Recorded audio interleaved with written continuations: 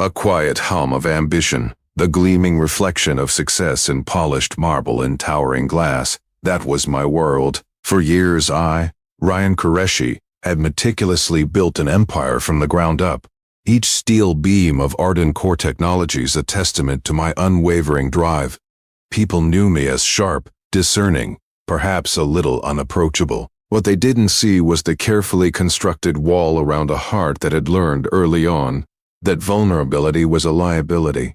That Tuesday afternoon, I was due to review proposals from some small nonprofit. A minor interruption, I thought, in a schedule packed tighter than a vault. I almost canceled. My irritation was a familiar companion, a shield against anything that might derail my focus. Looking back now, it's almost humorous how our ingrained patterns of behavior can try to steer us away from the very moments destined to redefine us. Psychologists often speak of our default mode network, a part of our brain that prefers routines and resists change, labeling anything new as a potential threat. My own default was screaming, "Stay in your office, stay in control." But for some reason, an unshakable intuition, a whisper I couldn't quite silence, compelled me to step into the lobby myself. And that's when the world as I knew it shattered. My polished shoes, usually so purposeful on the cold marble, froze mid-step. My breath hitched, a gasp trapped in my throat. My eyes locked onto her. She stood near the reception desk, a tiny figure, her hand clutching a worn teddy bear. Her curls bouncing in the sunlight that streamed, oblivious, through the glass walls. The room spun, a dizzying blur of muted colors and hushed sounds. Why does this little girl look exactly like me? The words escaped me, a bewildered whisper meant only for myself. It wasn't just a resemblance, it was an echo, a mirror held up to a forgotten past. It's fascinating, isn't it, how certain visual cues can bypass all our rational defenses and hit us with a force we can't explain. This isn't just about recognition. It touches upon our deeply wired biological responses to kin, a primal instinct that often operates beneath the surface of conscious thought. It was as if my brain, perhaps through something akin to facial recognition memory, instantly identified a connection, setting off an alarm bell that resonated through every cell of my being. The little girl, whose name I would soon learn was Isa, couldn't have been more than 5. Her almond-shaped eyes, the slight dimple in her left cheek, even the way she tilted her head in innocent curiosity. It was like staring into my own childhood photographs. A strange warmth began to flood my chest, quickly followed by a chill and inexplicable premonition that something profound, and perhaps painful, was about to unfold. The man beside her, tall and modestly dressed, introduced himself as Harris Nadim, founder of a small community learning center. His eyes, though kind, held a weariness that spoke of years of sleepless nights, a silent narrative of struggle etched into his face.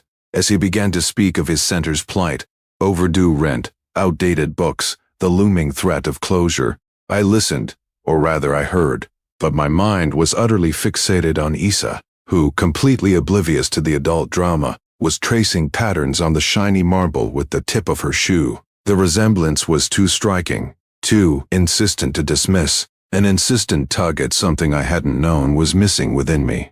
Finally, I couldn't contain it. The question, an inferno in my gut, burst forth raw and demanding. Why does this little girl look exactly like me?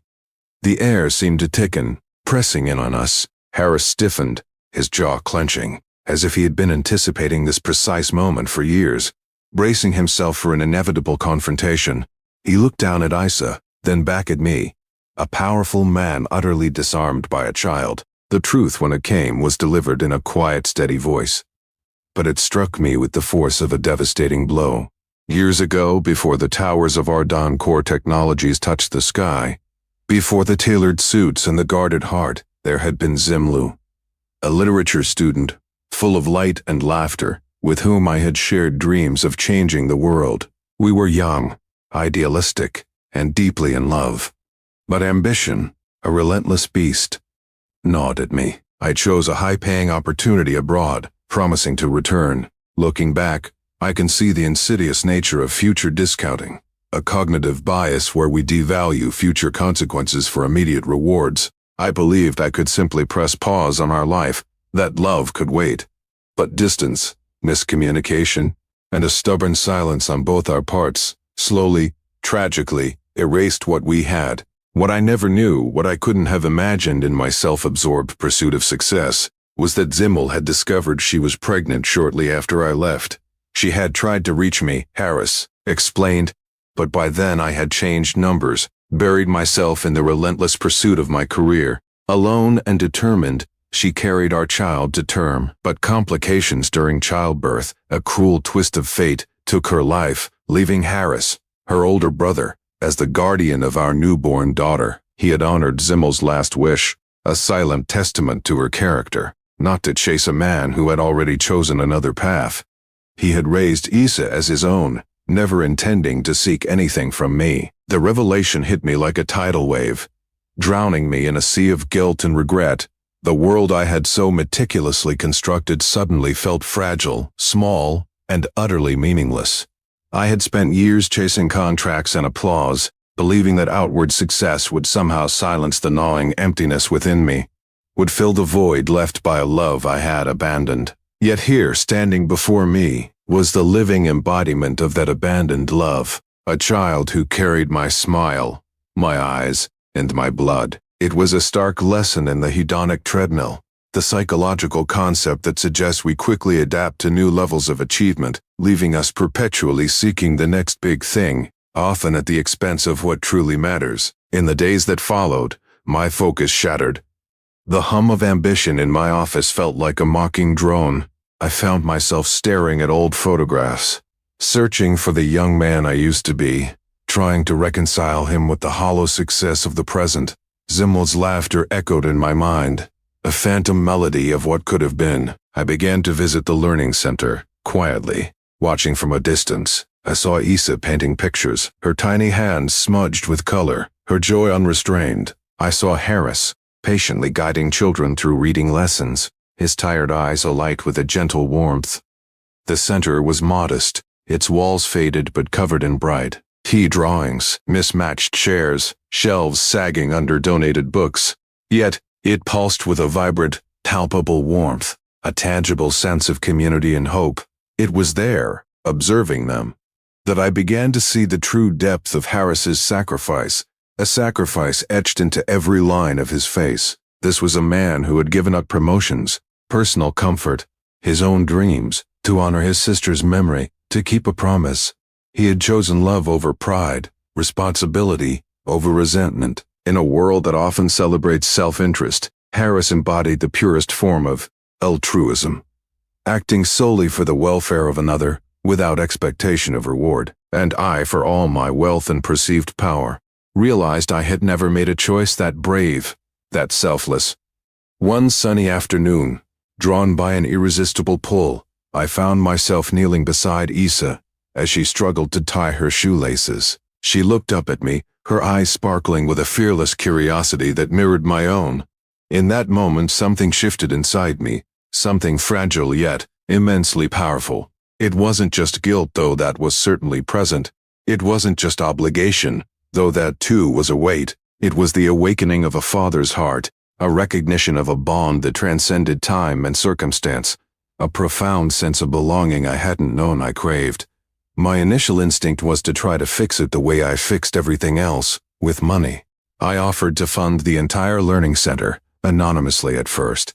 But Harris, a man of unwavering integrity, refused charity that came without accountability. He insisted that if I wanted to be part of Isa's life, it had to be with honesty and respect.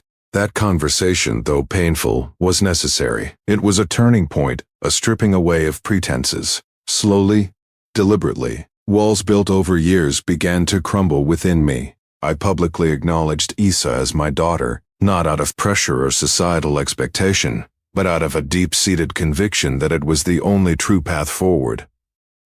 The announcement shocked the business world, of course, but for the first time in what felt like an eternity, I felt truly free, liberated from the heavy burden of my past. I established a foundation in Zimmel's name, dedicated to supporting single parents and community schools. ensuring that no child would lose opportunity because of circumstances beyond their control. This wasn't just philanthropy. It was an act of profound reparative justice, an attempt to heal old wounds and build a better future. The greatest transformation, however, happened not in boardrooms or through grand public gestures. It unfolded in simple, precious daytime moments. Walking Isa to school under the golden sun, attending her art exhibitions, listening to her excited stories about butterflies and books. Harris remained an essential part of her life, not replaced, but honored. His wisdom and love an invaluable anchor. Together, the two of us, once strangers bound by a secret, formed an unexpected family, united not by pride or obligation, but by a shared, fierce love for a little girl who had unknowingly written both our destinies. I often reflect on the bitter irony that the very question which once shook me to my core, "Why does this little girl look exactly like me?" had become my greatest blessing. The resemblance I had feared, the undeniable link to a past I had tried to bury, turned out to be the most profound reminder of who I was meant to be. Success, I learned, was not measured in profits, but in presence. It was found in the laughter of a child, the quiet strength of a brother-in-law, and the profound, humbling journey of discovering a father's heart. Looking back on it all now, I think we have all been in a position where regret or ambition has clouded our judgment, leading us down paths we later question. It really forces you to ask the question, what does true success mean to you? Is it the climb? Or is it the connections we make along the way die distant? Have you ever faced a moment of profound realization that completely changed your perspective on what truly matters in life? What was that moment, and how did it transform you? Let me know in the comments below. Your stories are what connect us.